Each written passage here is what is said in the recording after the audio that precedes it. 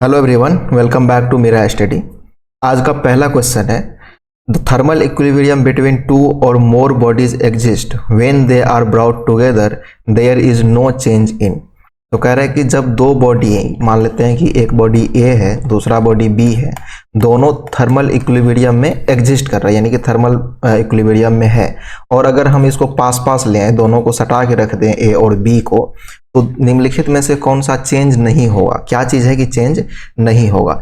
तो हम लोग जानते हैं कि जब बॉडी थर्मल इक्विलिब्रियम में रहता है तो टेम्परेचर उसका चेंज नहीं होता है, टेम्परेचर सेम रहता है। तो ऑप्शन नंबर सी हो जाएगा हमारा करेक्ट आंसर। नेक्स्ट क्वेश्चन है in isothermal expansion work done by gas depends on. तो देखिए, जब हम आइसोथर्मल एक्सपेंशन का बात करते हैं, आइसोथर्मल एक्सपेंशन यानी कि T इक्वल टू कॉन्स्टेंट यानी कि टेम्परेचर कॉन्स्टेंट, और हम लोग बात करेंगे एक्सपेंशन का। तो वर्क डन के बारे में पूछा है, तो इसको देखिए थे वर्क डन इक्वल टू, हम लोग जानते हैं क्लोज सिस्टम में क्या होता है, integral of P D V, integral of one state to two state. इसको हम लोग इक्वेशन 1 मान लेते हैं। अब यहाँ पे क्या बोला है आइसोथर्मल, तो आइसोथर्मल यानी टेम्परेचर कांस्टेंट, तो पी भी इक्वल टू कांस्टेंट।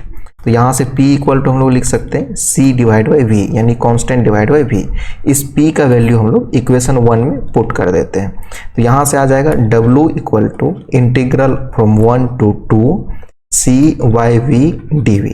अब इसको अगर आगे बढ़ाएं तो ये हो जाएगा C into integral of 1 to 2 integral of 1 by V dV, फिर हो जाएगा C, और अगर इसका इंटीग्रेट करें तो ये हो जाएगा ln v 1 टू 2, इसका लिमिट यही रहेगा।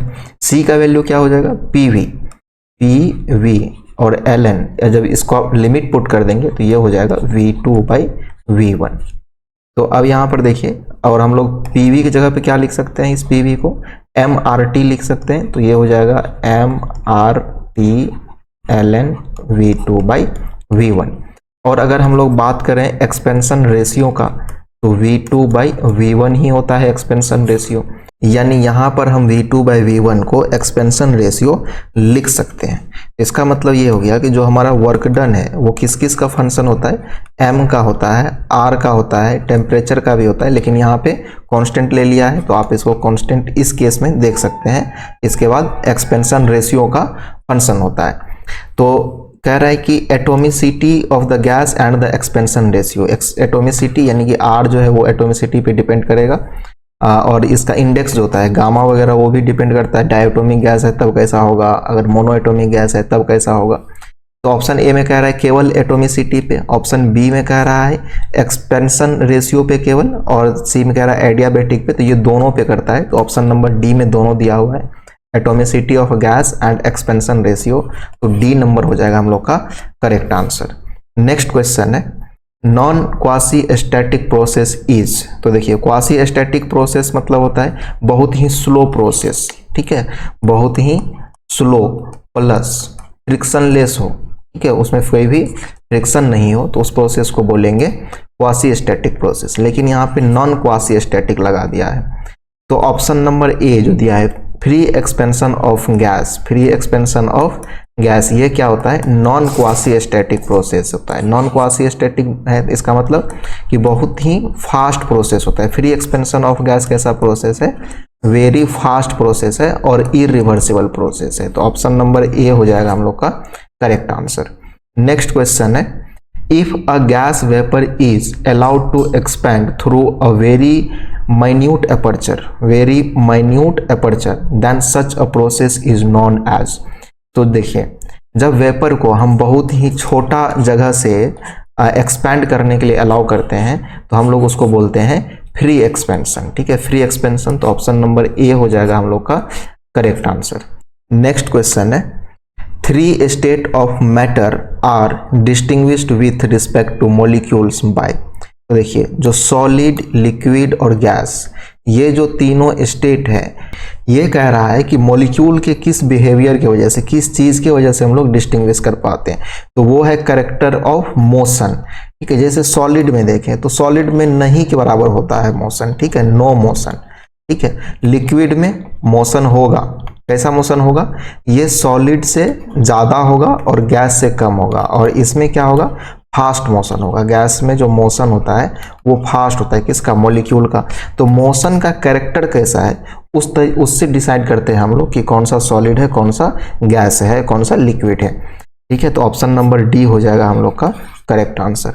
नेक्स्ट क्वेश्चन है, under ideal condition isothermal, isobaric, isochoric and adiabatic process are dash.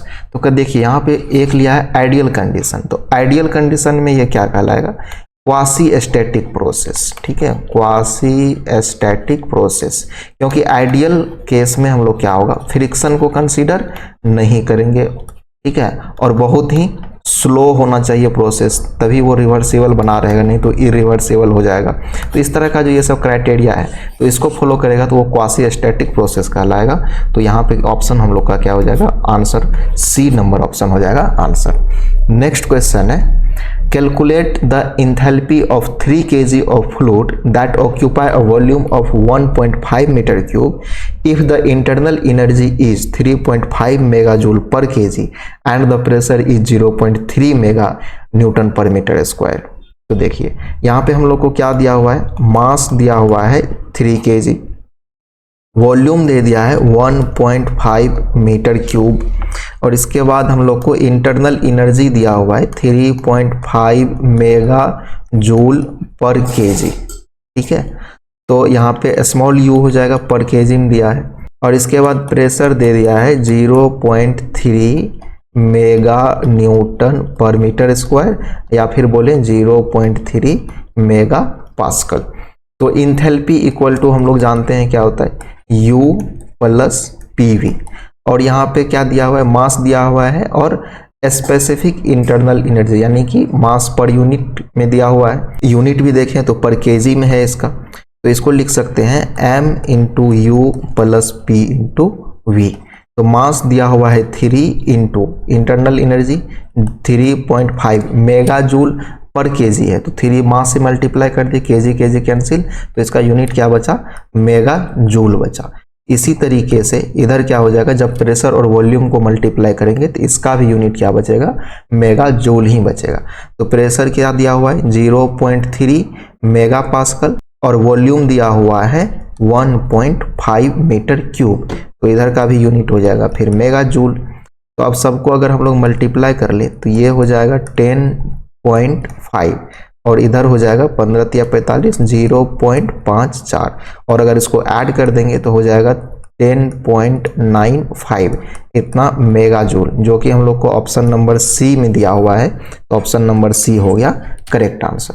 Next question है, in order that a cycle be reversible following must be satisfy.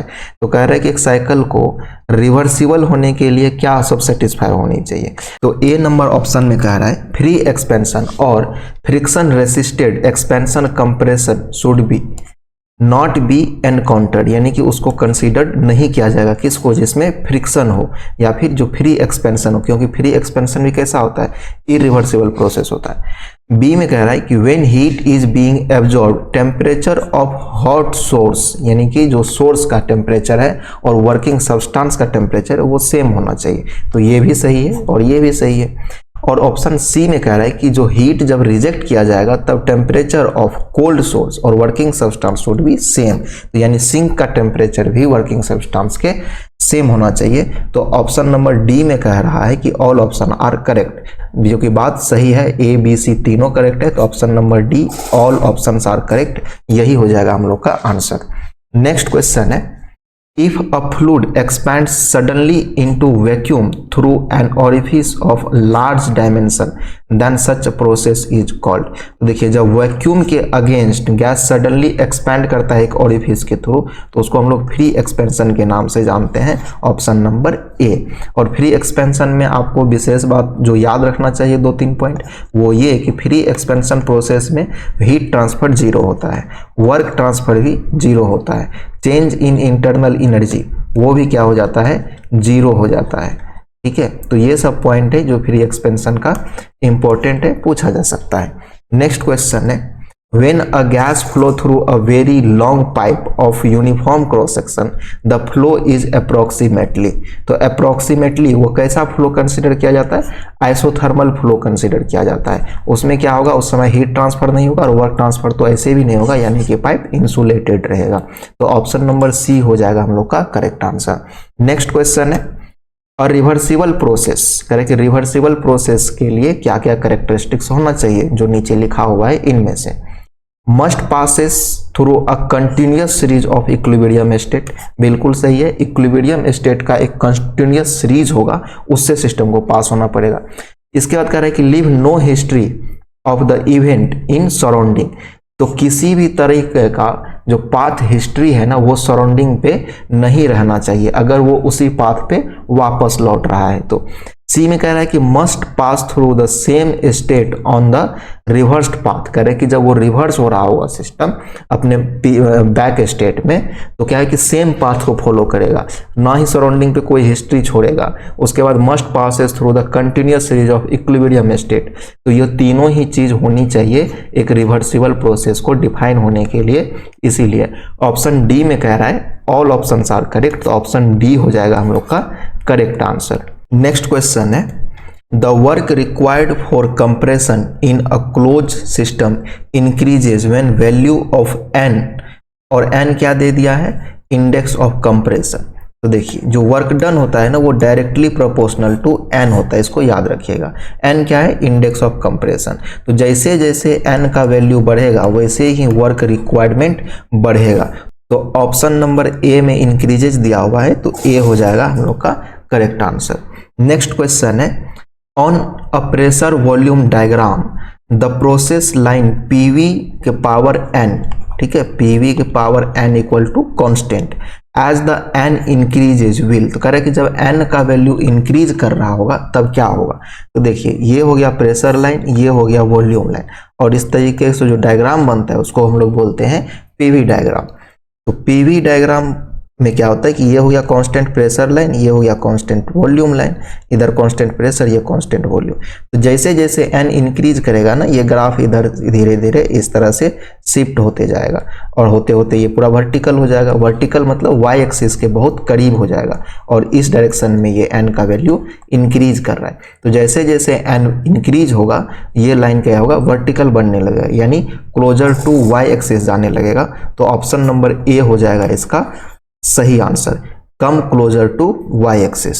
Next question है, a system will be thermodynamic equilibrium only if it is in, तो thermodynamic equilibrium का अगर हम लोग बात करें, ठीक है, तो इसके लिए आपको क्या होगा, तीनों चीज होनी चाहिए।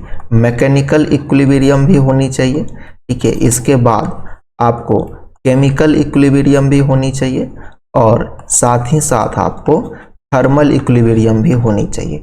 अगर ये तीनों इक्विलिब्रियम को सेटिस्फाई कर रहा है सिस्टम, तो हम कह सकते हैं कि वो थर्मोडायनामिक इक्विलिब्रियम में है।